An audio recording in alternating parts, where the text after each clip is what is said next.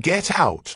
Harold Blake's voice shook the 42nd floor boardroom as his own daughter stood there in a janitor's uniform, surrounded by the workers she'd spent 6 months secretly living among. All of you! But Cassandra wasn't moving. Because the folder in her hands contained 6 months of recorded conversations, stolen memos, and documented proof that would destroy every executive in that room. They had no idea that their boss's daughter had been emptying their trash, cleaning their offices, and collecting evidence of the biggest corporate scandal in company history. And she was about to expose it all. If you are enjoying this story, don't forget to hit that subscribe button, like the video, and comment where you are watching from. Your support helps us bring more powerful stories. And trust me, you won't want to miss them. Now, let's rewind to where this all began. 6 months earlier, Cassandra Blake pressed her manicured fingertips against the cold glass of the 42nd floor, watching the ant-like people scramble across 5th Avenue below. At 28, she possessed the kind of natural beauty that stopped conversations. Rich brown skin that seemed to glow from within, expressive dark eyes framed by thick lashes, and a cascade of natural curls that she usually kept in a professional low bun. Today she wore a tailored emerald blazer that complemented her complexion perfectly, paired with charcoal slacks that screamed expensive even without visible labels. The quarterly reports show another 12% increase. Her father's voice drifted from behind his massive oak desk, barely acknowledging her presence. Harold Blake, an imposing man in his late 50s with silver temples and skin weathered by decades of corporate battles, shuffled through papers without looking up. Though I suppose those numbers mean little to someone who's never worked a real day. The words hit like ice water. Cassandra turned from the window, her reflection ghostly against the afternoon sky. I have my MBA from Wharton, Dad. I've been trying to contribute meaningfully to this company for 3 years. Meaningfully. Harold's laugh was sharp, cutting.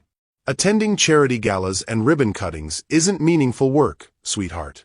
This business requires grit, understanding of real people, real problems. He finally looked up, his gray eyes dismissive. You've lived in a bubble your entire life. Here we go again, Cassandra thought, her stomach tightening with familiar frustration. She'd heard variations of this speech countless times. The unspoken subtext hung heavy in the air, that despite being his only child and heir to a company worth $3.2 billion, she somehow wasn't worthy of real responsibility or respect. The door opened, and Thomas Crawford strode in without knocking. The chief financial officer was a thin man with pale skin and nervous energy, always carrying himself like he owned the place despite being an employee. His gray suit was wrinkled, his tie askew. Harold, we need to discuss the Newark facility situation, Thomas said, then noticed Cassandra. His expression shifted to barely concealed annoyance. Oh, I didn't realize you were entertaining. Entertaining. As if she were some society friend dropping by for tea rather than the future owner of everything Thomas managed. What situation? Harold asked, his attention immediately shifting away from his daughter. Thomas glanced nervously at Cassandra. Perhaps we should speak privately. She can hear whatever you have to say, Harold replied, though his tone suggested he agreed with Thomas's hesitation. The workers at the Newark plant are complaining again. About conditions, overtime pay, the usual drama. Janet in HR thinks we should address their concerns, but honestly, Harold, these people don't understand business realities. Cassandra felt something cold settle in her chest. These people. Thomas barely glanced her way. The factory workers. Look, they're paid fairly for their skill level. If they want more money, they should have gotten better educations. The casual dismissal in his voice made Cassandra's hands clench. She'd grown up hearing similar comments at dinner parties and board meetings. The subtle dehumanization of the people who actually made the company's products, who showed up every day to jobs that kept Harold Blake's empire running. Maybe if we actually listened to their concerns, Cassandra began. Cassie, please, Harold interrupted, using the childhood nickname that made her feel small and powerless. Thomas, schedule a meeting with the plant supervisors. We'll handle this appropriately. We. Never including her in the we that made real decisions. Thomas nodded and left as abruptly as he'd entered. Harold returned to his papers, effectively dismissing his daughter without another word. Cassandra stood there for a long moment, invisible again in her own father's office. Through the glass walls, she could see other executives moving through the halls, mostly white men in expensive suits, occasionally nodding respectfully when they spotted Harold, but looking right through her as if she were furniture. "I'm going home," she said quietly. Harold grunted acknowledgement without looking up. Meanwhile, same day by 6:47 p.m., 43 miles away, Rosa Martinez pushed her cleaning cart down the dimly lit hallway of Blake Industries' Newark plant. At 35, she moved with the efficient grace of someone who'd spent 15 years perfecting the art of making herself invisible while seeing everything. Her dark hair was pulled back in a practical ponytail, and she wore the standard-issue navy blue uniform that marked her as part of the vast, overlooked workforce that kept the company running. The fluorescent lights buzzed overhead, casting harsh shadows across the worn linoleum floors. Rosa had been working the evening cleaning shift since her youngest started kindergarten, taking the job because it paid better than retail and didn't require perfect English, though her English was actually quite good. "Rosa, you missed a spot near the conference room," called Jerry Patterson, the night supervisor. He was a heavy-set man with thinning hair and a permanent scowl, the kind of person who seemed to enjoy the small amount of power his position gave him. "I'll get it," Rosa replied evenly, though she knew the spot was probably imaginary. Jerry liked to find fault, especially with the cleaning staff who couldn't easily fight back. As she pushed her cart toward the executive wing, Rosa passed the employee break room where a group of factory workers sat around a scarred table, their lunch break extending longer than it should. She recognized most of them: Antonio from packaging, Maria from quality control, Kenny from the loading dock. "They're talking about cutting overtime again," Antonio was saying, his voice tired. "My wife just had surgery. We need that overtime." "They don't care," Maria replied bitterly. "To them, we're just numbers on a spreadsheet. Expendable." Kenny, a young black man who'd started working at the plant straight out of high school, shook his head. "My mom worked for this company for 20 years before she retired.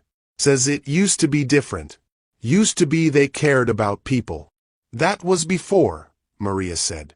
"Before the son took over day-to-day operations and everything became about maximizing profits." Rosa slowed her cart, pretending to organize her supplies while listening. She'd heard similar conversations dozens of times.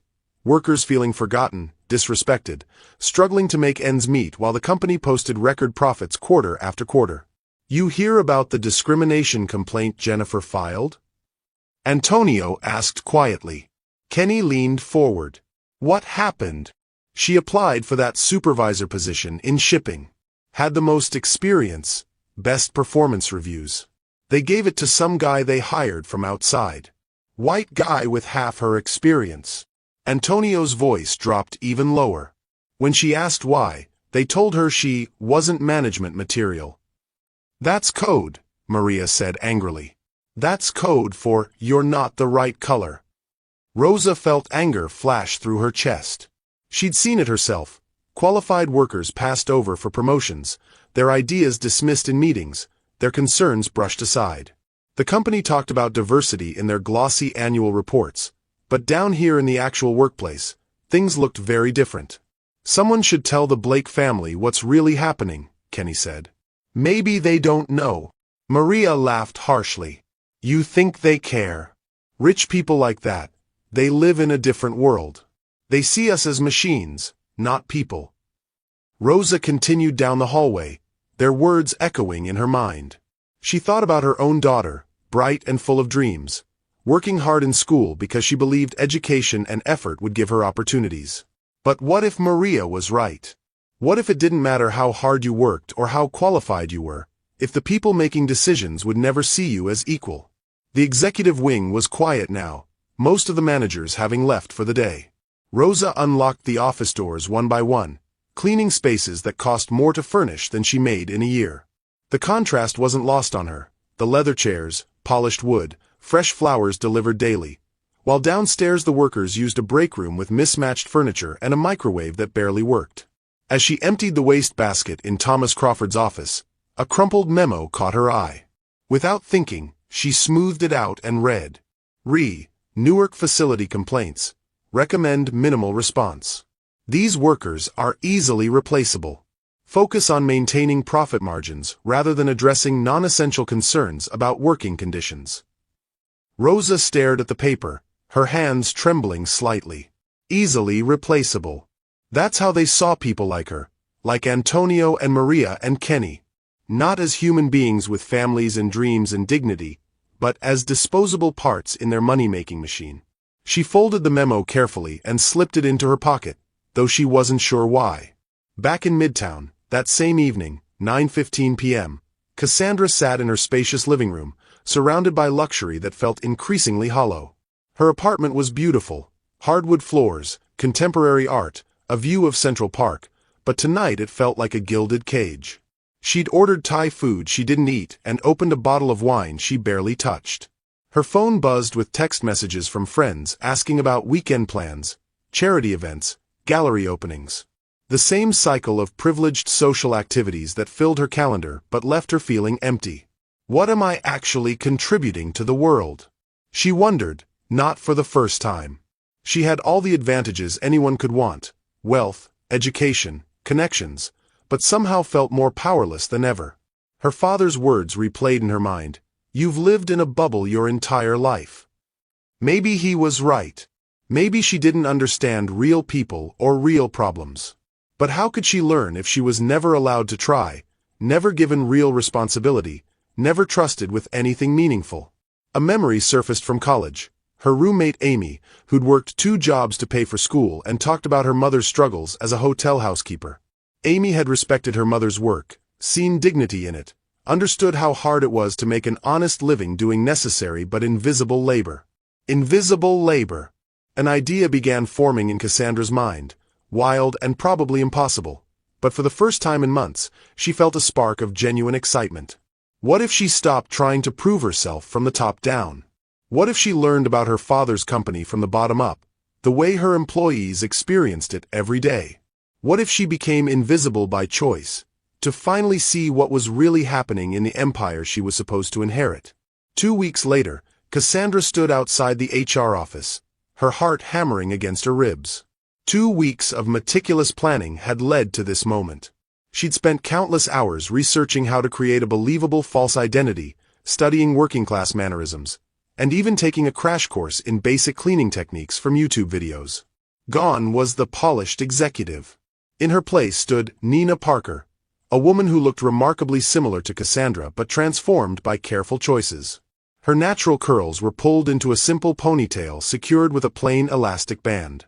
She wore no makeup except a touch of lip balm, and her usual designer clothes had been replaced by worn jeans, white sneakers from a discount store, and a faded blue hoodie. Most importantly, she'd practiced speaking differently, softening her precise diction into something more natural and less privileged. The transformation was so complete that she'd tested it by walking through the lobby of her own building. Security guards who'd seen her hundreds of times looked right through her. "You hear about the cleaning position?" asked Janet Murphy, the HR director, barely glancing up from her computer screen. Janet was a tired-looking woman in her 50s with graying hair and the demeanor of someone who'd processed thousands of job applications. "Yes, ma'am," Cassandra replied, keeping her voice steady despite her nerves.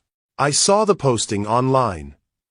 Janet finally looked at her, taking in the modest appearance and references Cassandra had carefully fabricated.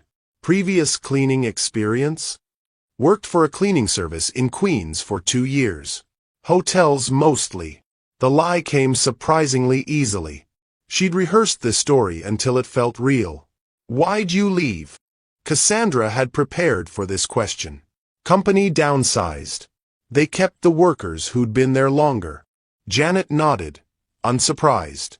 "This is evening shift work. 6 p.m. to 2 a.m., Monday through Friday. $15 an hour to start. You'll be working primarily at our Newark facility, some rotation to other locations as needed. Can you handle that? $15 an hour." Cassandra tried not to show her shock. She spent more than that on a single coffee at her usual cafe. "Yes, that works for me." "You have reliable transportation?" Another hurdle she'd anticipated. "I take the bus, but I'm always on time." "Good. Drug test is mandatory. Background check will take a few days." Assuming everything comes back clean, you can start this Friday. Janet handed her a clipboard with forms. Fill these out completely. Any questions? Cassandra shook her head, accepting the papers with hands that trembled slightly. Thank you for this opportunity. Janet was already turning back to her computer. Rosa Martinez will be your supervisor. She'll show you the ropes. On Friday, April 5, 2024, 15 minutes before her first shift, Cassandra sat in her car in the employee parking lot, staring at the imposing brick building that housed part of her father's empire. From this angle, it looked different than it did in the glossy corporate brochures. The windows were grimy, the parking lot full of potholes, and the employee entrance was marked only by a small, faded sign. She'd never entered this building through the employee entrance before. During her few official visits, she'd been escorted through the executive entrance, given sanitized tours that showed only what management wanted visitors to see. Taking a deep breath, she grabbed the small backpack she'd bought specifically for this role and walked toward the building. The security guard, an older black man with kind eyes, barely glanced at her ID badge. "First day?" he asked, noting her nervous energy. "Yes, sir. You'll do fine. Rosa's good people. She'll take care of you." Cassandra followed the signs to the custodial office, a small room filled with cleaning supplies and time clocks. Rosa Martinez was waiting, wearing the same navy uniform Cassandra had been issued. "You must be Nenah," Rosa said, extending her hand. "I'm Rosa. Welcome to the team." Up close, Rosa had warm brown eyes and calloused hands that spoke of years of hard work. There was something instantly trustworthy about her, a maternal quality that made Cassandra feel both welcomed and guilty about her deception. "Thank you for training me," Cassandra said. "I really need this job." Rosa studied her for a moment. "You seem nervous." "Don't worry, the work isn't complicated, but it is important. People notice when things aren't clean, even if they don't notice when they are." She handed Cassandra a cart loaded with supplies. "We'll start with the administrative floors, work our way down. I'll show you the routine, then you can take the executive wing on your own." As they walked through the hallways, Rosa pointed out details Cassandra had never noticed during her previous visits. The water stains on the ceiling tiles, the outdated equipment, the break room with its mismatched chairs and flickering lights. "How long have you worked here?" Cassandra asked as they began cleaning the first office. 15 years in May," Rosa replied, efficiently dusting a desk. "Started when my youngest was little. Needed a job with benefits." "Do you like it?" Rosa paused, considering the question carefully. "The work is honest. The pay, well, it keeps food on the table. But things have changed over the years. Used to feel like the company cared about all its workers, not just the ones in suits." They worked in comfortable silence for a while, Rosa demonstrating the proper way to clean computer screens and empty trash cans. Cassandra found herself genuinely interested in learning the techniques, wanting to do the job well. "Rosa, can I ask you something?" Cassandra said as they moved to the next office. "Of course. That woman Jennifer who applied for the supervisor position. What really happened there?" Rosa's expression darkened. "You heard about that already?" Some of the workers were talking about it in the break room. Rosa looked around to make sure they were alone, then spoke quietly. "Jennifer is one of the hardest workers I know. Been here 8 years, knows the shipping department inside and out. When that position opened up, she was the obvious choice. But they didn't pick her. They hired some guy from outside. Nice enough person, I'm sure, but he doesn't know our systems, doesn't understand our procedures. Jennifer had to train him." Rosa's voice carried quiet anger. When she asked HR why she wasn't considered, they said she needed more leadership experience. But how do you get leadership experience if no one ever gives you the chance to lead? Cassandra felt anger rising in her chest, but she forced herself to stay in character. "That doesn't seem fair." "Fair?" Rosa laughed bitterly. "Honey, fair is a word that doesn't apply much around here, at least not for people who look like us."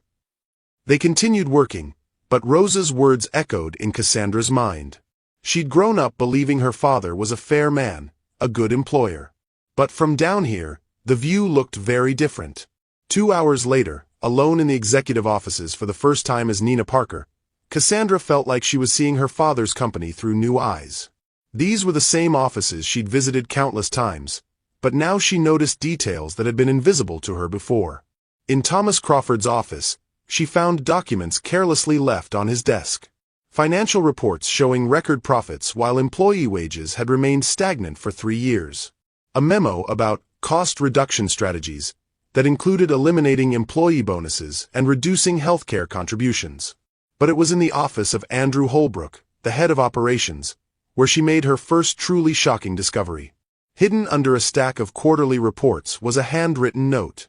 Make sure the Newark complaints don't reach Harold directly. Handle through usual channels. These workers need to understand their place. Cassandra stared at the note, her hands shaking. Her father wasn't even seeing the employee complaints. They were being filtered out, dismissed by executives who viewed workers as problems to be managed rather than people to be respected. She photographed the note with her phone, then carefully replaced it exactly where she'd found it. As she continued cleaning, she began to understand that her invisible position gave her unprecedented access to information. Executives spoke freely around cleaning staff, left sensitive documents unguarded, conducted private conversations as if the janitors were furniture. During her dinner break, Cassandra sat with a group of second-shift workers. Kenny, the young man Rosa had mentioned, was there along with several others she was meeting for the first time. Nenah's new, Rosa announced. First week. Welcome to the salt mines, said Patricia, a woman in her 40s who worked in quality control. Hope you're not expecting to get rich here. I just need steady work, Cassandra replied honestly. Well, you picked the right place for steady, Kenny said with dark humor.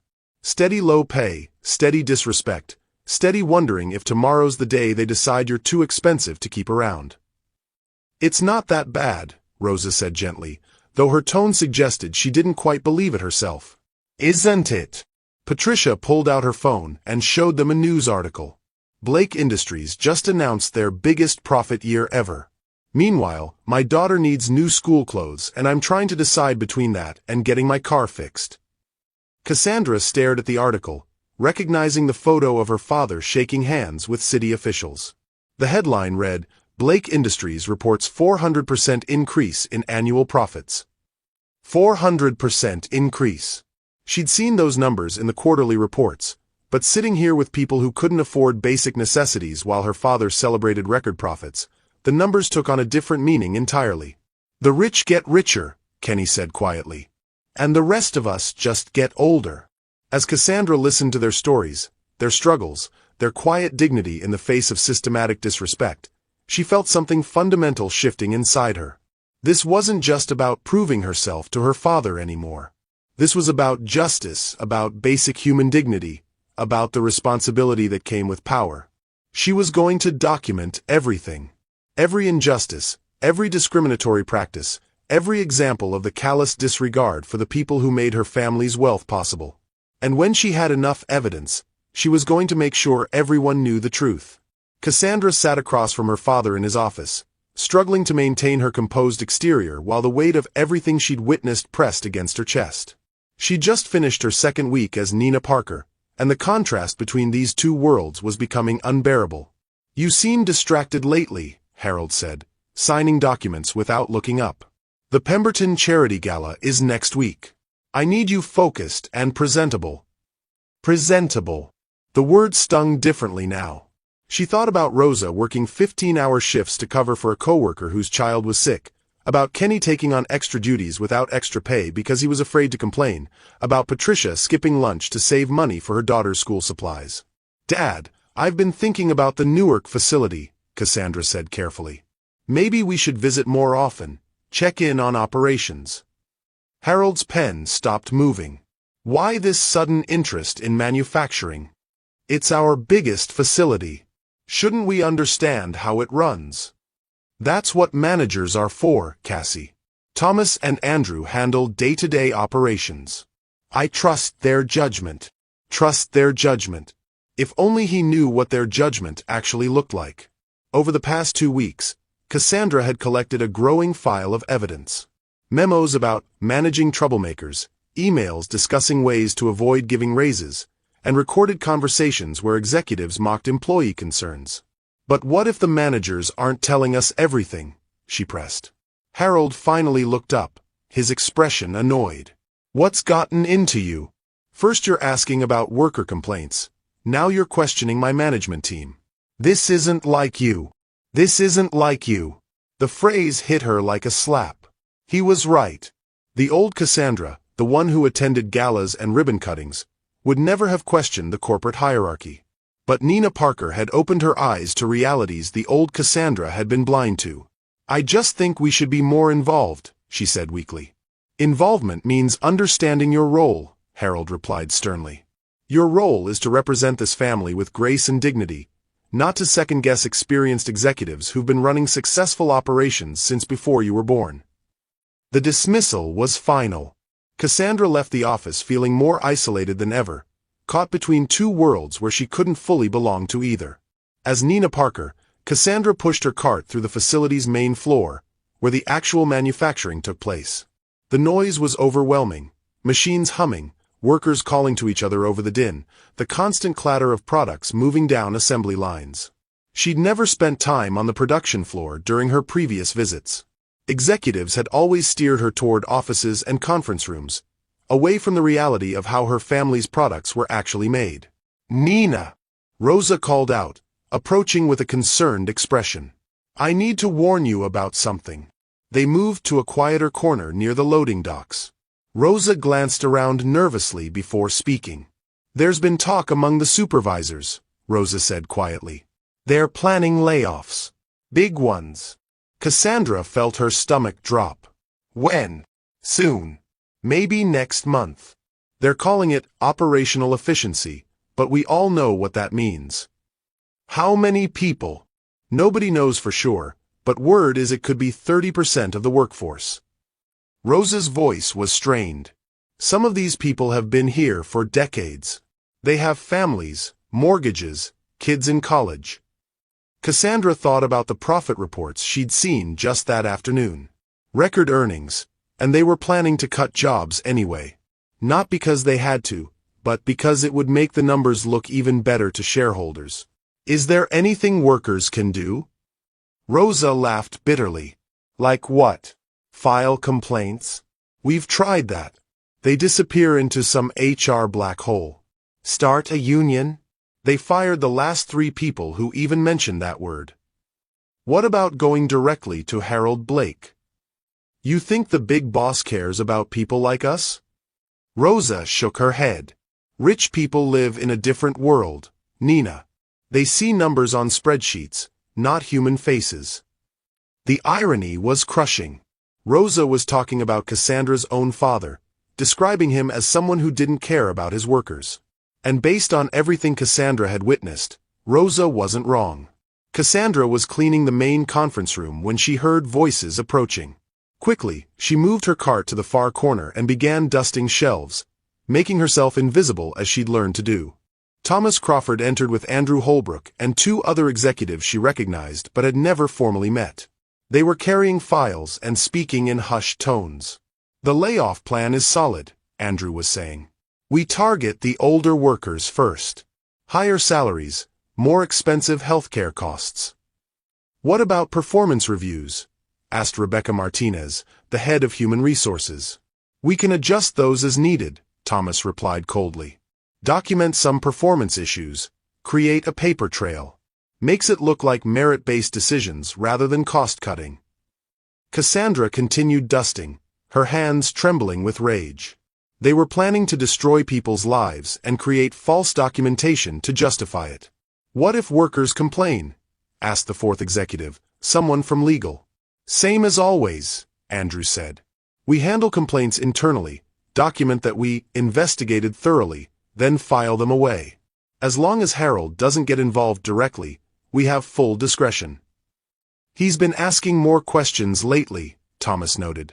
His daughter's been putting ideas in his head about visiting facilities more often. Andrew laughed. Cassandra? Please. She's never worked a real day in her life. Give her a month and she'll be back to planning charity events. The casual dismissal of her concerns, the complete misunderstanding of who she was and what she was capable of, filled Cassandra with cold fury. They saw her as weak, irrelevant, a spoiled princess playing at being concerned about business. Still, we should be careful, Rebecca warned. Keep sensitive discussions away from the main offices. Agreed, Thomas said. Let's use my private office for future planning sessions. They gathered their papers and left, never having noticed the janitor in the corner who'd heard every word. Cassandra stood alone in the conference room, shaking with anger and determination. They thought she was weak. They thought she didn't understand real work or real problems. They thought they could destroy lives while hiding behind corporate double-talk and manufactured justifications. They were about to learn how wrong they were. Cassandra sat at her kitchen table, surrounded by the evidence she'd collected over the past 2 weeks.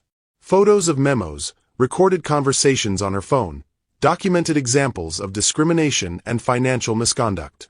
The scope of what she'd uncovered was staggering. But as she organized the materials, doubt crept in. What was she really going to do with all this? March into her father's office and explain that she'd been working undercover as a janitor? He'd think she'd lost her mind. And then what? Even if she convinced him to listen, would he believe that his trusted executives were systematically exploiting workers? Would he care enough to do anything about it?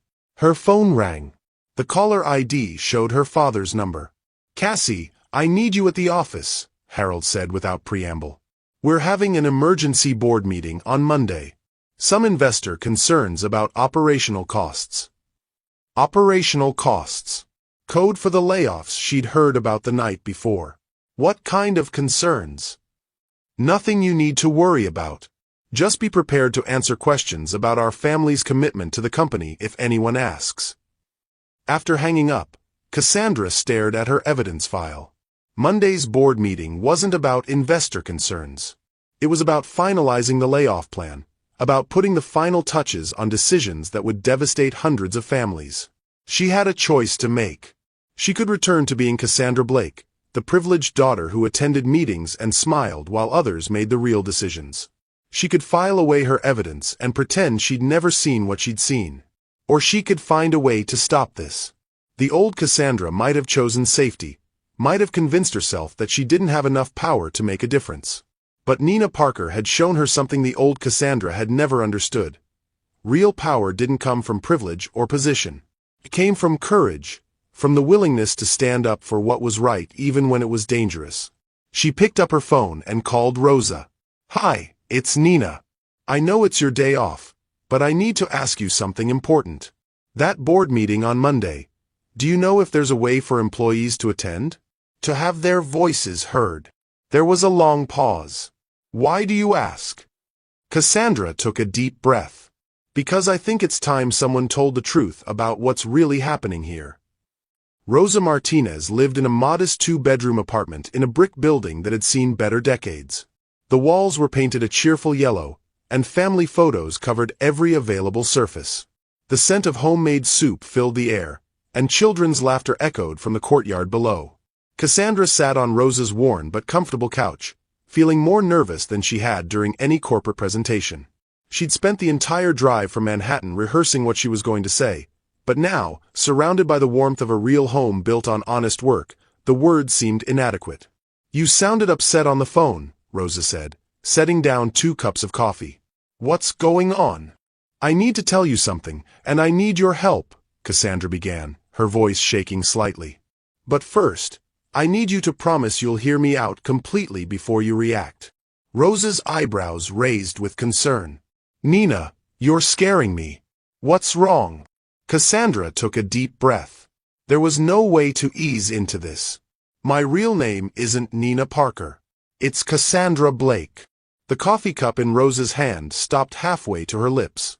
For a long moment, the only sound was the ticking of the kitchen clock and distant traffic. "Blake," Rosa repeated slowly. "As in Harold Blake. As in." "He's my father." The cup clattered against the saucer as Rosa set it down with shaking hands. Her face cycled through confusion, shock, and then something that looked like betrayal. "You're his daughter," Rosa said, her voice flat. You're the billionaire's daughter, and you've been pretending to be a janitor. Yes.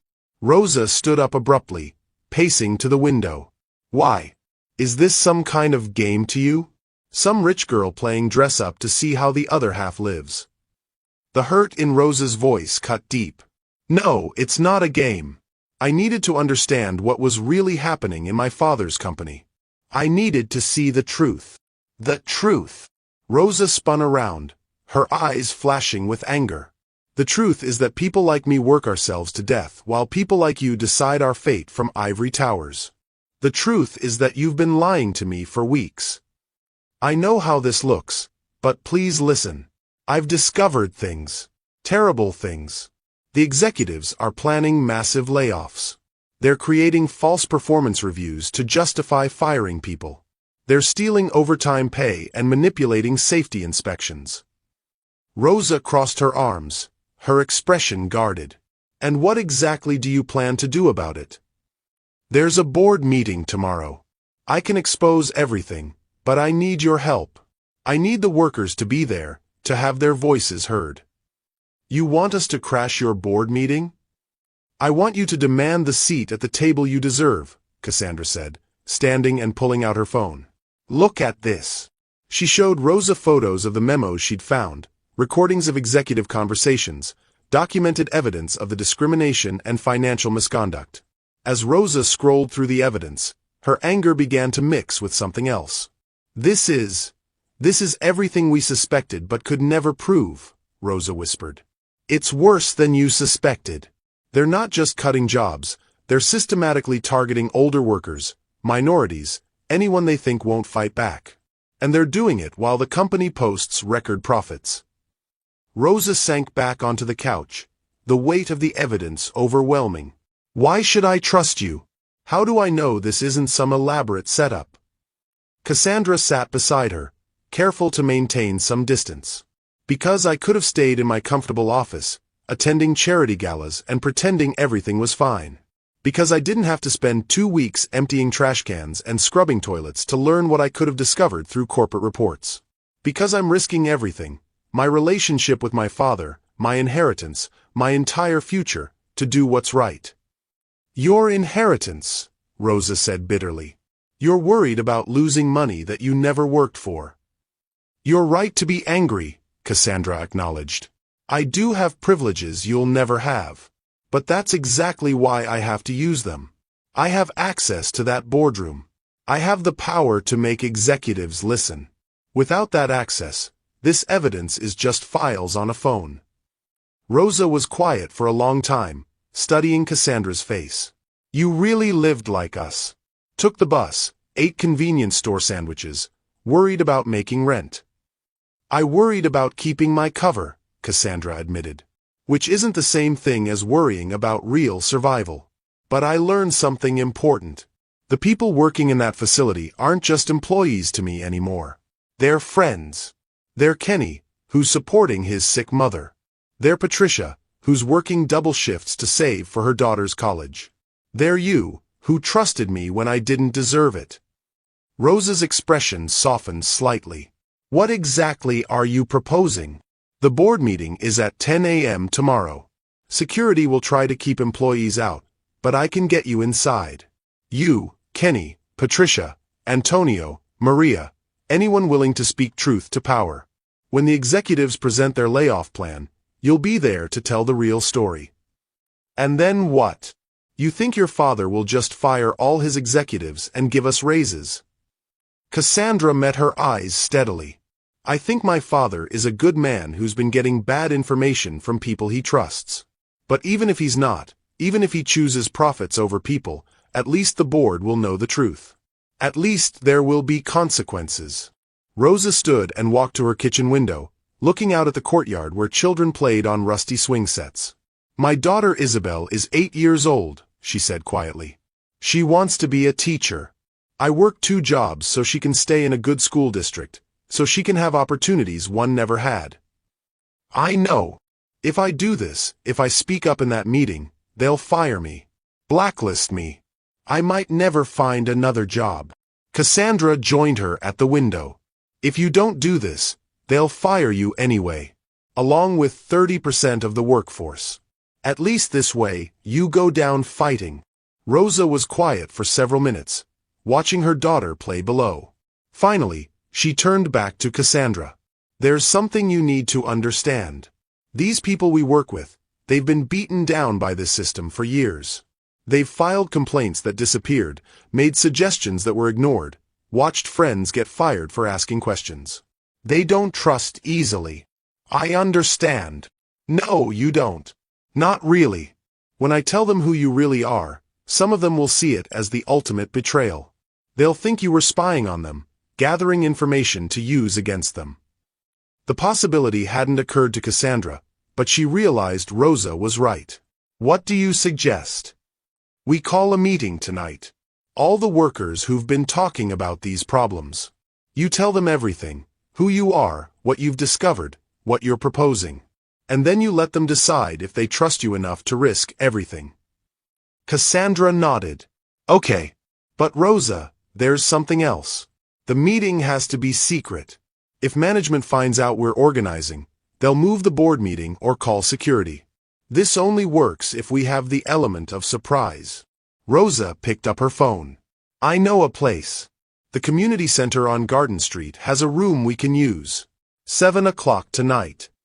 As Rosa made calls, Cassandra felt the weight of what they were planning settle over her. In less than 24 hours, she would either help expose the biggest corporate scandal in her father's company's history, or she would destroy her life for nothing. But as she watched Rosa coordinate with coworkers, speaking in rapid Spanish and English, organizing people who had every reason to distrust authority, Cassandra realized something important. This wasn't about her anymore. This wasn't about proving herself to her father or finding her place in the world. This was about justice. This was about treating people with the dignity they deserved. And for the first time in her privileged life, she was part of something bigger than herself. They'll be there, Rosa said, hanging up the phone. Kenny, Patricia, Antonio, Maria, and 6 others. But Nenah, or Cassandra, they're scared. And they have every right to be. I know. And I'll tell them everything. No more lies, no more deception. Just the truth. Rosa studied her for a moment. You know, for a rich girl, you're not completely hopeless. Despite everything, Cassandra smiled. Is that your way of saying you trust me? It's my way of saying I trust that you want to do the right thing. Whether you can actually pull it off, well, we'll find out tomorrow.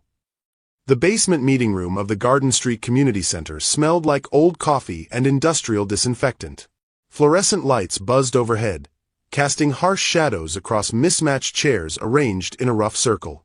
Cassandra sat facing 9 Blake Industries workers, feeling more nervous than she'd ever felt in any corporate boardroom. Kenny sat directly across from her, his arms crossed and his expression skeptical. Patricia was beside him, her mouth set in a hard line. Antonio kept checking his watch as if he regretted coming. Maria wouldn't meet her eyes at all. So, Kenny said, breaking the tense silence. Rosa says you have something to tell us. Something about who you really are. Cassandra looked around the circle, seeing suspicion and wariness in every face. These were people who'd shared their lunch breaks with her, who'd taught her the best ways to clean stubborn stains, who trusted her with their complaints and fears. My name isn't Nenah Parker, she began, her voice steadier than she felt. It's Cassandra Blake. Harold Blake is my father. The reaction was immediate and explosive. Antonio stood up so fast his chair scraped against the concrete floor. Are you kidding me right now? You're his daughter? Patricia's voice was sharp with betrayal. You've been spying on us this whole time? It's not what you think, Cassandra said quickly. Really? Kenny leaned forward, his voice dangerous. Because what I think is that Daddy's little princess wanted to play dress-up and see how the workers live. Get some good stories to tell at your fancy parties. No, Cassandra said firmly. Let me tell you why I really did this. She took a deep breath and began to speak, her voice growing stronger as she continued. 3 years ago, I graduated from Wharton with an MBA. I thought I was ready to help run my father's company, to make a real difference. But every time I tried to get involved, I was shut out. Told I didn't understand real business, real people, real problems. She looked directly at Kenny. My father said I'd lived in a bubble my entire life. And he was right. I had no idea what was actually happening in his company. I was making assumptions about worker complaints and executive decisions based on sanitized reports and polished presentations. Maria finally looked up. So you decided to come slumming with the poor people? I decided to learn the truth, Cassandra replied. But it became so much more than that. She pulled out her phone and began showing them the evidence she'd collected. Look at these memos. Look at these recordings. Your complaints aren't reaching my father. They're being filtered out by executives who don't want him to know what's really happening. Patricia took the phone, scrolling through photos of documents. This memo about easily replaceable workers. This is from Thomas Crawford's office? I found it in his trash, along with detailed plans for the layoffs they're announcing tomorrow. Antonio sat back down, his anger shifting to interest. What layoffs? 30% of the workforce. They're targeting older workers, minorities, anyone they think won't fight back. And they're creating false performance reviews to justify it. The room fell silent as the workers absorbed this information. Rosa, who had been quiet until now, spoke up. There's something else you all need to know about Cassandra. Something I learned today that changes everything. Cassandra looked at her in confusion. What do you mean? Rosa stood and walked to the front of the room. How many of you remember Helen Morrison? Several hands went up. Kenny nodded. She used to work in shipping. Retired about 5 years ago.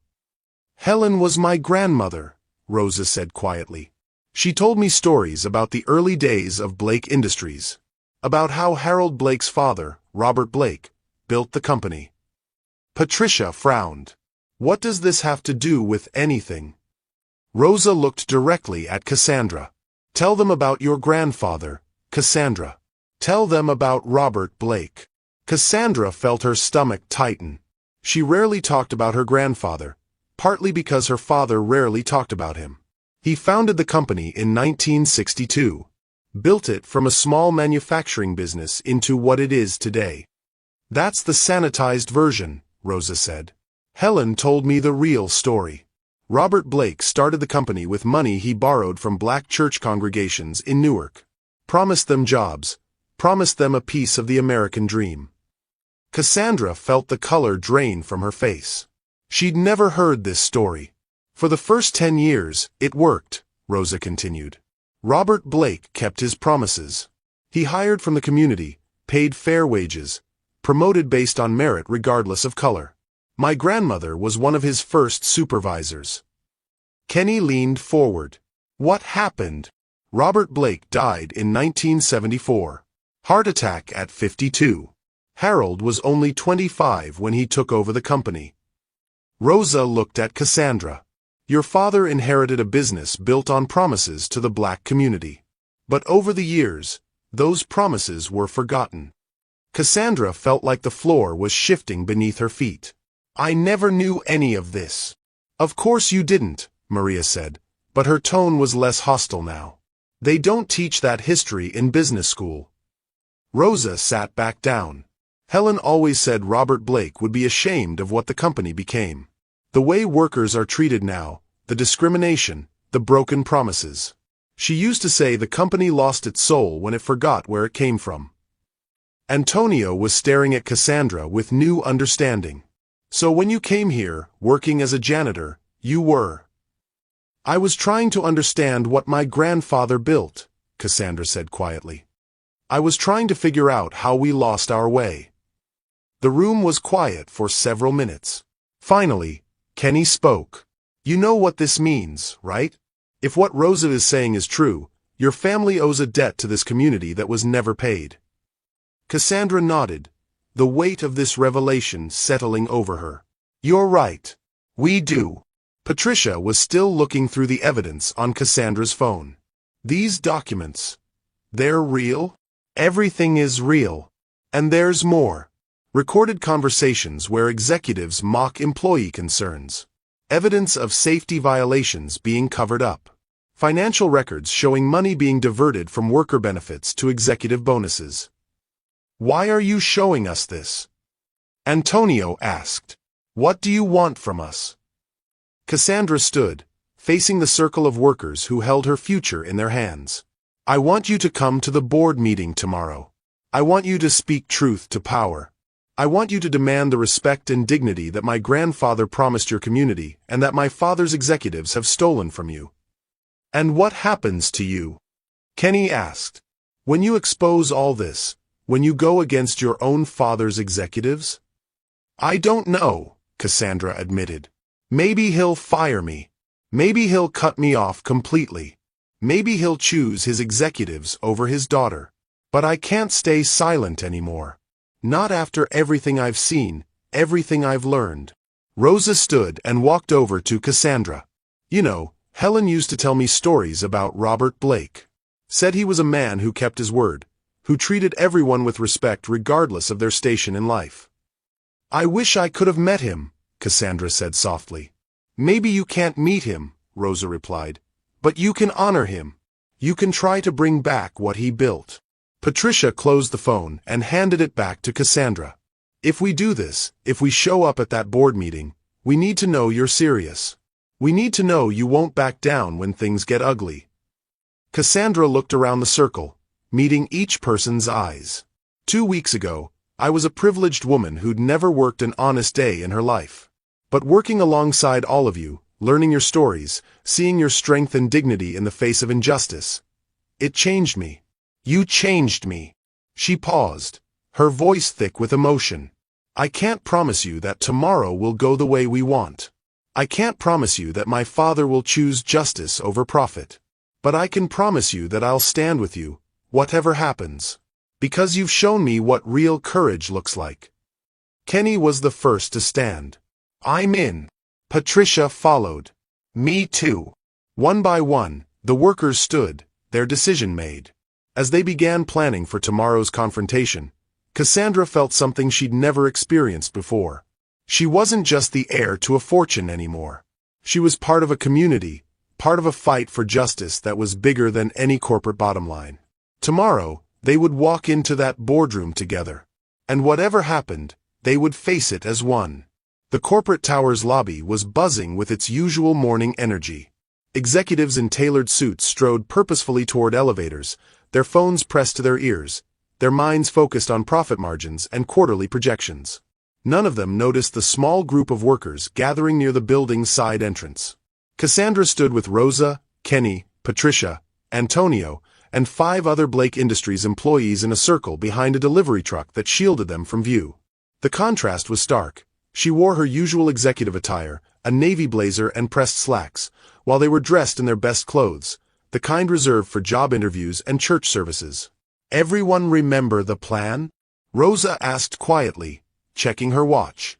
The board meeting would begin in 2.5 hours. Kenny adjusted his tie nervously. We wait for your signal. Then take the service elevator to the 42nd floor. Patricia has the employee badges that will get us past the first security checkpoint. And if they try to stop us? Asked Maria, a woman in her 40s who worked quality control and had never spoken up in a meeting before today. Then we remind them that this is our company too, Cassandra said firmly. These aren't their jobs to give and take at will. You've earned your place at that table.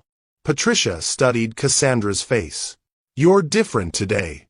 Calmer. I know who I am now, Cassandra replied. For the first time in my life, I know exactly where I belong. Antonio shifted his weight. I still can't believe we're doing this. Walking into a boardroom full of millionaires to tell them they're wrong. They're not millionaires, Rosa said with a slight smile. They're employees, just like us. The only difference is they wear more expensive suits and have forgotten what it means to work for a living. Kenny laughed despite his nerves. When you put it like that, it doesn't sound so scary. It should be scary, Cassandra said seriously. What we're doing today could change everything. But sometimes change requires courage to do what's right, even when it's frightening. They stood in comfortable silence for a moment, each lost in their own thoughts. Then Maria spoke up. "I want to tell you all something," she said, her voice soft but determined. "Last night, my daughter asked me why I looked worried. I told her I was going to speak up at work today, try to make things better for people like us." She paused, tears gathering in her eyes. She said she was proud of me. Said she'd never seen me stand up for myself before.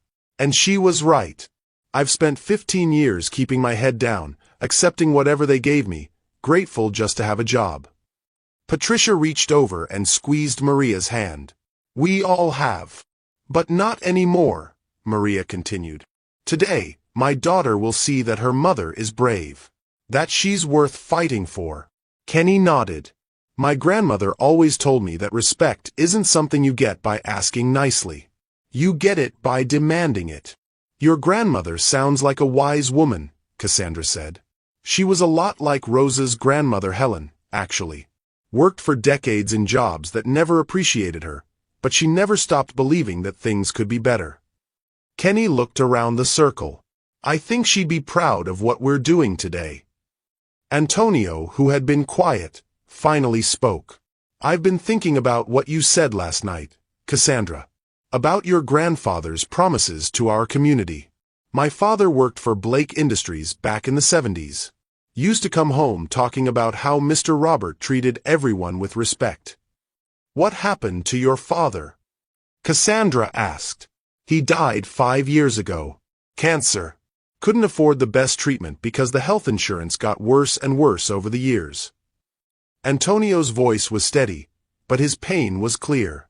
He always said the company changed after Robert Blake died.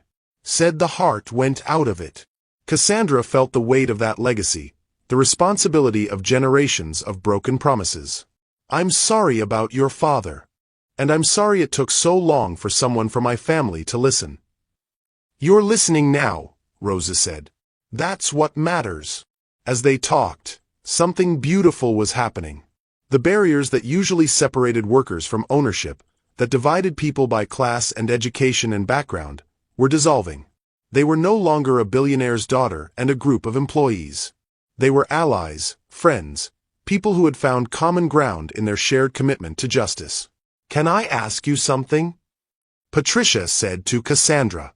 "When this is over, when the board meeting is done and the dust settles, what happens to us? Do you go back to your executive life and we go back to our shifts?" Cassandra considered the question carefully. "I hope not. I hope what we've built together is stronger than that. I hope we've started something that will outlast whatever happens in that boardroom today." "What do you mean?" Kenny asked. "I mean that maybe it's time Blake Industries remembered what it was supposed to be. A company that lifts up communities instead of exploiting them. A place where hard work is respected and rewarded, regardless of the color of your skin or the size of your paycheck." Rosa smiled. "You sound like your grandfather." "I hope so. I hope he'd be proud of what we're trying to do." Maria wiped her eyes. "You know what I realized? We're not just fighting for our jobs today. We're fighting for our dignity. For the right to be seen as human beings instead of just numbers on a spreadsheet. And we're fighting for the next generation," Antonio added. "So our kids don't have to accept the kind of treatment we've been getting." Patricia nodded. "My daughter wants to be an engineer. I want her to work for a company that will value her mind, not just tolerate her presence." As the morning sun climbed higher, warming the spring air, the group continued sharing stories. Kenny talked about his dreams of opening his own business someday. Rosa described her hopes for her daughter's education. Antonio shared memories of his father's pride in honest work. And Cassandra listened, really listened, in a way she'd never learned to do in corporate meetings or charity galas. She understood now that her wealth and privilege meant nothing if they weren't used to lift others up. She understood that real leadership wasn't about commanding from above, but about standing beside people in their struggles. "There's something I need you all to know," Cassandra said as 9:30 approached. "Whatever happens in that boardroom, you've already changed me forever. You've shown me what courage looks like, what integrity means, what it feels like to be part of something bigger than yourself." "You've changed us too," Rosa replied. "You could have stayed in your comfortable office, pretending everything was fine. Instead, you chose to see the truth, even when it was ugly. Kenny checked his phone. It's time. They gathered their materials. The folder of evidence Cassandra had compiled, the personal statements each worker had prepared, the documentation of years of discrimination and exploitation. But more than paperwork, they carried with them a sense of purpose that couldn't be quantified in quarterly reports. As they walked toward the building's entrance, Cassandra felt a hand slip into hers. It was Maria, who had been the most hesitant about trusting her. "Thank you," Maria said quietly, "for seeing us, for hearing us, for standing with us."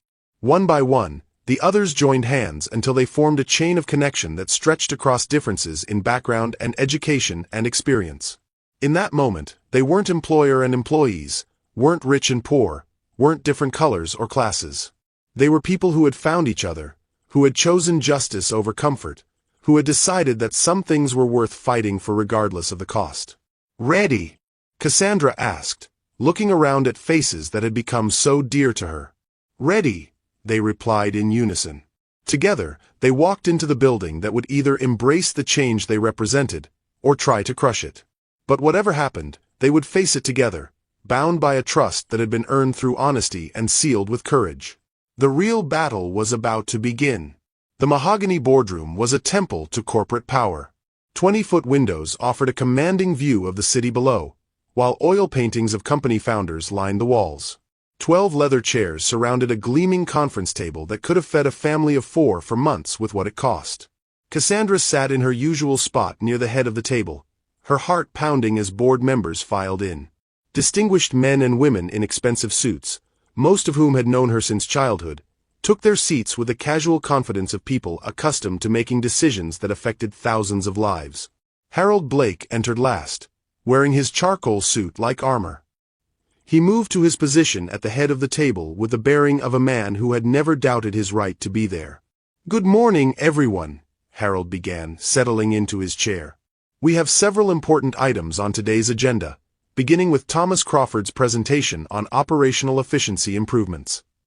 Thomas stood, pulling up a PowerPoint presentation on the wall-mounted screen. His first slide read, "Workforce Optimization Strategy, Maximizing Profitability Through Strategic Reduction." "As you can see," Thomas began, his voice smooth and confident, "we've identified significant opportunities to reduce operational costs while maintaining production levels. Our analysis indicates that a 30% reduction in workforce, focused primarily on higher-cost employees, will increase quarterly profits by 18%. Cassandra watched the board members nod approvingly as Thomas outlined his plan. Charts and graphs reduced human lives to data points. Families became statistics. Decades of loyal service were dismissed as inefficient resource allocation. "The beauty of this approach," Andrew Holbrook added, standing to support Thomas's presentation, "is that we can frame these reductions as performance-based. We've already begun documenting performance issues that will provide legal justification for the terminations." Board member Margaret Thornton, a severe woman in her 60s, leaned forward. "What about potential pushback from employees? Union organizing attempts?" Thomas smiled coldly. "We've identified potential troublemakers and will address them in the first wave of terminations. Remove the leaders, and the rest will fall in line." "Excellent strategy," agreed board member William Foster. "Clean, efficient, and legally defensible." Rosa squeezed her hand. "No, you didn't. You showed courage. You told the truth. That matters, even if they wouldn't listen." But as the elevator descended toward the ground floor, carrying them away from the seats of power forever, Cassandra wondered if courage and truth were enough when facing such entrenched corruption and indifference. The fight was far from over, but they had lost this battle decisively. And the cost had been higher than any of them had imagined. Sometimes doing the right thing costs everything. What would you do next in their situation? Let me know in the comments. The spring morning had turned gray and drizzly, matching the mood of the small group standing on the sidewalk outside the corporate tower. Cassandra sat on a concrete bench, still in shock from what had just happened. Around her, the workers who had risked everything spoke in hushed, defeated tones. 15 years, Rosa said quietly. staring up at the building where she'd spent most of her adult working life. 15 years, and they threw me out like garbage. Kenny kicked at a loose piece of concrete. At least you lasted 15 years. I'll be lucky if I can find another job after this. Word gets around. Patricia checked her phone for the third time in 5 minutes. My supervisor just texted. I'm being terminated effective immediately. Violation of company policy regarding unauthorized access to confidential meetings. One by one, the others received similar messages. Antonio, Maria, all of them fired within an hour of leaving the boardroom. Their courage had cost them their livelihoods. This is my fault, Cassandra said, her voice hollow. I convinced you all to trust me, and now you've lost everything. We made our own choices, Rosa replied firmly, sitting beside her. Nobody forced us to walk into that room. But I should have known this would happen. I should have had a better plan, a way to protect you. Stop, Maria said sharply. Just stop. We're not your responsibility, Cassandra. We're grown adults who decided to stand up for what's right. If that costs us our jobs, so be it. But even as Maria spoke those brave words, Cassandra could see the fear in her eyes. These people had families, mortgages, children who needed food and clothing and medical care. Noble principles didn't pay bills. A black sedan pulled up to the curb. Through the tinted windows, Cassandra could see Thomas Crawford in the passenger seat, talking animatedly on his phone. Probably calling other companies, warning them not to hire any of the troublemakers who had dared to challenge Blake Industries. They're going to blacklist all of us, Kenny said, following her gaze. Make sure we can't find work anywhere. Cassandra stood abruptly. No, they're not. What do you mean? Rosa asked. I mean I'm not done fighting. We lost this battle, but the war isn't over. She pulled out her phone and dialed a number she knew by heart. When the call connected, she spoke with more authority than she'd felt in months. This is Cassandra Blake. I need to speak with Jennifer Walsh immediately. Jennifer Walsh was the most feared investigative journalist in the tri-state area, known for her exposés of corporate corruption. She and Cassandra had met at several charity events over the years. Jennifer? This is Cassandra Blake. I have a story for you.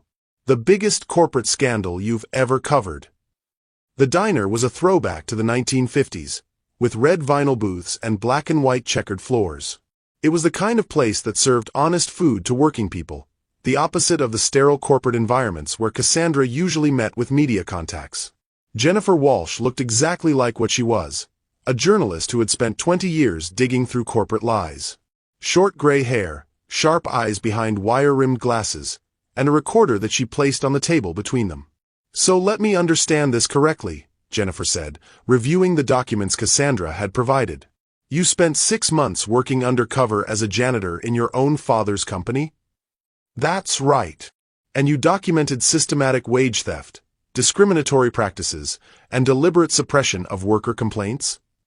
All of it's there. Recordings, memos, financial documents showing executive bonuses while worker benefits were cut. Jennifer studied the evidence with the focused attention of someone who knew how to spot genuine scandal from manufactured outrage. This is explosive material, Cassandra. If I publish this story, it won't just hurt your father's executives. It will destroy your relationship with your family permanently. Cassandra had been thinking about that exact point for the past 2 hours. Publishing this story would be the final bridge burned, the last step away from everything she'd known her entire life. I understand that. Do you? Because once this goes public, there's no taking it back. Your father will never forgive you. You'll be cut off from the Blake fortune forever. You'll be starting over with nothing. Rosa, who had been quietly listening, spoke up. She won't have nothing. She'll have us. Jennifer looked around the table at the workers who had been fired for their courage. With all due respect, your support isn't going to pay for her apartment on the Upper East Side. Then I'll find a different apartment, Cassandra said simply. And live how? On what income? You've never worked a real job in your life. Yes, I have, Cassandra replied. I worked as a janitor for 6 months. I learned how to clean offices, empty trash, scrub floors. It's honest work, and if that's what I need to do to support myself, then that's what I'll do." Jennifer raised an eyebrow. "You're serious about this?" "Completely serious." "Why? Why are you willing to give up everything?" Cassandra was quiet for a long moment, thinking about the question. When she answered, her voice was steady and certain. "Because I found out who my grandfather really was. Robert Blake built this company on promises to the community. He borrowed money from people who trusted him, who believed he would create opportunities for their children and grandchildren." She looked around the table at Rosa, Kenny, Patricia, and the others. "These people are the grandchildren of the families who trusted my grandfather. They've kept their side of the bargain. They've worked hard, been loyal, contributed to the company's success. And we betrayed them." "Your father betrayed them," Jennifer corrected. "You weren't part of those decisions. I was part of them by staying silent, by accepting the privilege that came from their exploitation, by choosing comfort over justice." Jennifer made notes on her pad. "What do you hope to accomplish with this story?" "I want people to know the truth. I want other companies to see that there are consequences for treating workers like disposable resources. And I want the Blake Industries employees to know that someone in the Blake family sees their worth. And if your father offers to make a deal, promises reforms in exchange for your silence." Cassandra thought about her father's face in the boardroom, the cold fury when he'd ordered her removed from the building. "He won't. He's chosen his executives over his daughter, profits over people. He's made his choice clear. So you're making yours." "I made it the moment I decided to become Nenah Parker. Everything since then has just been following through." Jennifer closed her notebook and turned off her recorder. "I'll need to verify some of these documents independently, interview other sources. But if everything checks out, this story will run in Wednesday's edition." As Jennifer left, the workers sat in silence, processing what had just happened. In less than 48 hours, their story would be front-page news across the country. "You know there's no going back now," Rosa said gently. Cassandra nodded. "I know. Are you scared?" Kenny asked. "Terrified," Cassandra admitted. "I've never been on my own before. I don't know how to live without the safety net I've always had." Patricia reached across the table and took her hand. "You're not on your own. We're family now. But I cost you all your jobs." "You gave us our dignity," Maria corrected. "For the first time in years, we stood up and demanded to be treated like human beings. That's worth more than any paycheck." Cassandra felt tears starting again, but these were different from the tears of defeat she'd shed earlier. These were tears of gratitude, of belonging, of finally understanding what it meant to be part of something larger than herself. "What do we do now?" she asked. Rosa smiled. "Now we wait for the story to break. And then we figure out how to build something better from the ashes of what we've torn down." Outside, the afternoon sun was breaking through the clouds, casting golden light through the diner's windows. For the first time since this whole journey began, Cassandra felt genuinely hopeful about the future. She had lost everything she thought mattered. But she had gained something infinitely more valuable, a purpose worth fighting for, and people worth fighting alongside. The choice was made. Now came the hard work of living with it. Cassandra woke on Rosa's couch to the sound of her phone buzzing incessantly. Sunlight streamed through the yellow kitchen curtains, and the smell of coffee filled the small apartment. She'd been staying with Rosa for 2 days, sleeping on the same couch where she'd first revealed her true identity just a week ago. "The story's out," Rosa called from the kitchen, holding up a newspaper. Front page of the Tribune. The headline read in bold letters, "Billionaire's daughter exposes massive corruption at family company." Below it was a photo of Cassandra in her janitor's uniform next to another photo of her in executive attire. Cassandra's phone continued buzzing with calls from reporters, lawyers, and numbers she didn't recognize. She turned it face down and joined Rosa at the small kitchen table. "How do you feel?" Rosa asked, pouring coffee into a chipped but clean mug. "Strangely calm," Cassandra replied. scanning Jennifer Walsh's article. It was thorough and devastating, laying out every piece of evidence with the precision of a surgeon. Like I can finally breathe. The apartment door opened, and Kenny walked in carrying a stack of newspapers from different outlets. This story is everywhere. CNN, Fox, MSNBC, The Wall Street Journal. Everyone's covering it. Patricia arrived 15 minutes later with Antonio and Maria, all of them carrying newspapers and looking stunned by the media attention. They gathered around Rosa's kitchen table, which suddenly seemed too small to contain the magnitude of what was happening. My phone hasn't stopped ringing, Patricia said. Reporters want to interview all of us. Mine too, Kenny added. But also something else. I got 3 job offers this morning. 3. Companies saying they want to hire workers who have the courage to stand up for what's right. Maria looked amazed. I got 2 calls from union organizers. They want to help us file formal complaints against Blake Industries. As they talked, Cassandra's phone rang again. This time, the caller ID showed a number she recognized. Blake Industries corporate headquarters. It's my father, she said quietly. The room fell silent. Rosa reached across the table and squeezed her hand. You don't have to answer it.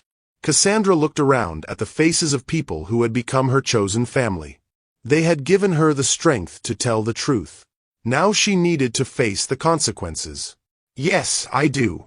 She answered the call. Hello, Dad. Cassandra.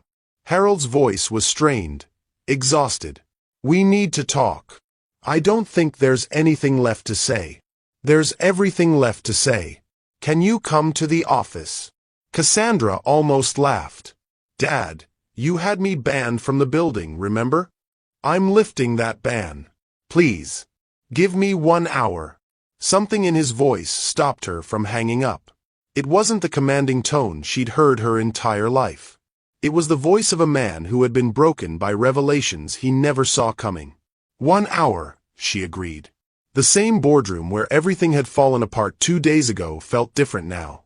Smaller somehow, less intimidating.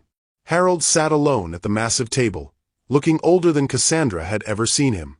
The newspapers were spread in front of him, each one telling the story of his company's corruption. Sit down, please, he said without looking up. Cassandra took the same chair she'd occupied as his daughter, before she became the whistleblower who exposed his executive's crimes. Thomas resigned this morning, Harold said finally. So did Andrew. And Rebecca from HR. Good. The board is demanding a complete overhaul of company policies. The Department of Labor is launching an investigation. We're facing class action lawsuits from current and former employees. Cassandra waited. She wasn't here to comfort him or help him manage the crisis. I've been reading the evidence you collected, Harold continued, his voice barely above a whisper. The memos, the recordings, the documented discrimination. Did I really not know any of this was happening? You didn't want to know, Cassandra replied honestly. You trusted the wrong people and never questioned why employee complaints stopped reaching your desk. Harold finally looked at her, and she was shocked to see tears in his eyes. Your grandfather would be ashamed of what I let this company become. Yes, he would. Rosa Martinez's grandmother Helen worked for my father, didn't she? For 20 years. She helped build this company when it actually stood for something. Harold was quiet for a long time, staring out the window at the city below. I want to make this right, Cassandra. I want to honor what my father built. But I don't know how. Start by listening to the workers. Really listening, not just pretending to care during photo opportunities. Will you help me? The question caught her off guard. Help you? Come back to the company. Take a real position, not a ceremonial role. Help me rebuild what we've broken. Cassandra studied her father's face, looking for signs of manipulation or empty promises. But what she saw was genuine remorse and a desperate desire to repair the damage.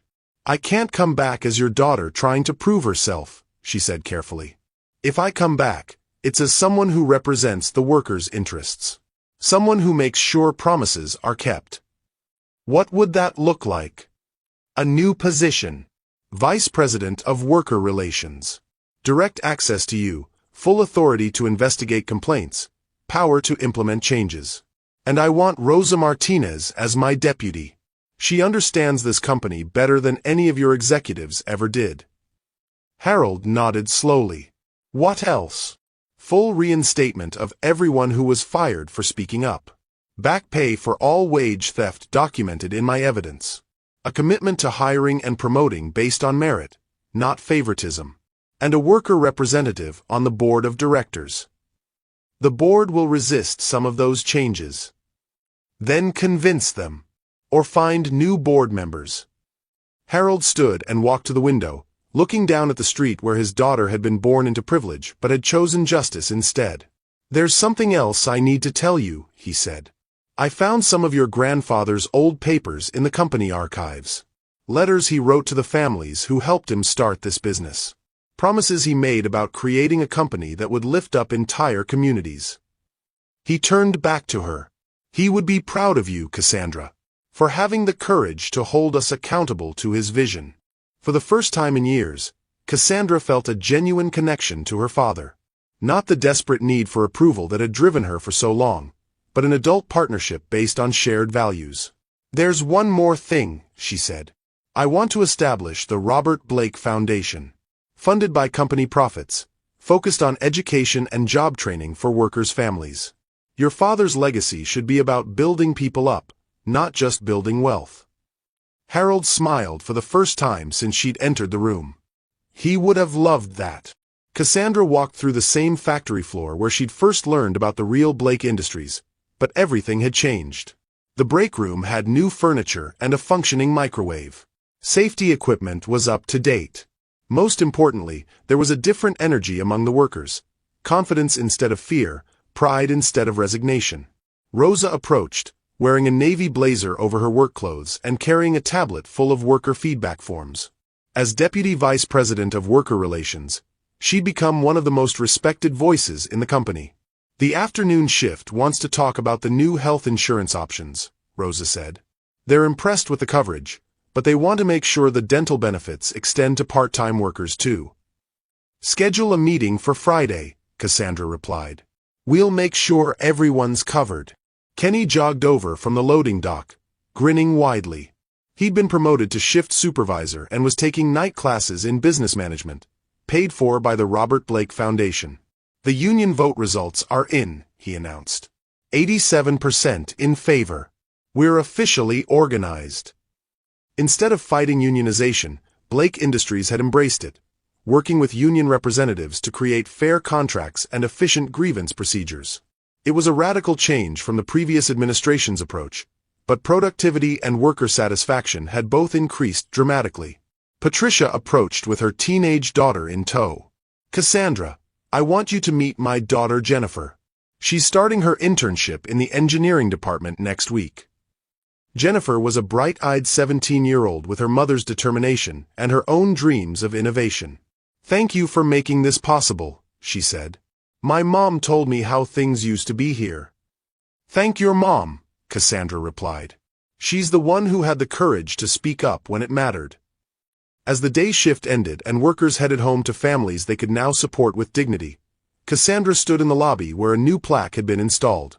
It read, "In memory of Robert Blake, 1922 to 1974, who believed that a company's true wealth is measured not in profits, but in the prosperity of the people who make those profits possible."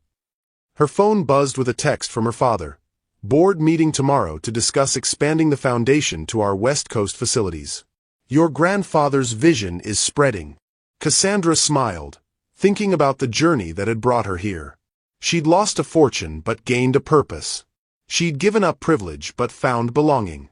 She'd stopped being Harold Blake's daughter and become something far more valuable. A bridge between worlds, a voice for justice, a keeper of promises that should never have been broken. Outside, Rosa was waiting by the employee entrance, car keys in hand. Ready to go home? Home. Not to a luxury apartment bought with inherited wealth, but to a modest place in Newark that she shared with Rosa's family. Home to people who valued her for who she had become, not who she had been born to be. Ready, Cassandra replied.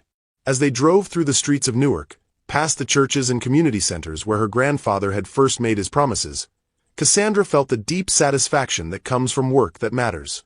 She had kept faith with the past, fought for justice in the present, and built hope for the future. The billionaire's daughter who had disguised herself as a janitor had discovered something worth more than any inheritance. The power to change lives, the strength that comes from standing with others, and the unshakable knowledge that sometimes the most important battles are won not by those born to privilege, but by those brave enough to use their privilege for justice. The circle was complete. The promises were being kept. And the real work was just beginning. Thank you for staying with me until the very end of this incredible journey. If this story touched your heart, wait until you see what's coming next. It's even more powerful and inspiring than you can imagine. So don't go anywhere.